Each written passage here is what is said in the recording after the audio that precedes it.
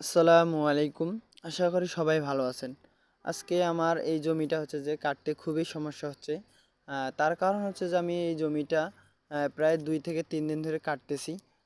কেন এই সমস্যা হচ্ছে যে আপনাদেরকে বলি। কারণ ধানটা আমার পড়ে গেছে একবারে। পড়ে যাওয়ার পর হচ্ছে যে ধানটা কাটতে একটু খুবই সমস্যা হয়।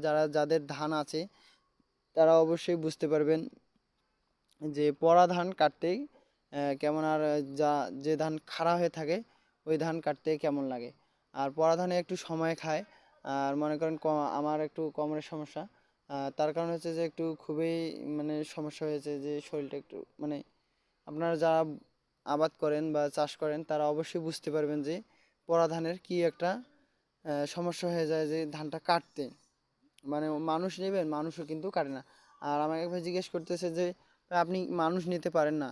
আমি কই যে ভাই আমি নিজের যেটুকু চাষ করি আমি এটা হচ্ছে যে নিজেই করি। আমার যে গরু আছে এই গরুর পাশাপাশি হচ্ছে যে আমি বাইরে নিজের কাজগুলো যদি নিজেই না করি, মানুষ দিয়ে যদি এখনই করি তাহলে আমি মানুষের আশায় যদি ভরসা করি তাহলে কিন্তু হবে না। আমি যেভাবে ধান কাটবো সে কিন্তু ওভাবে কাটবে না বা আমার মতো সে করতে পারবে না।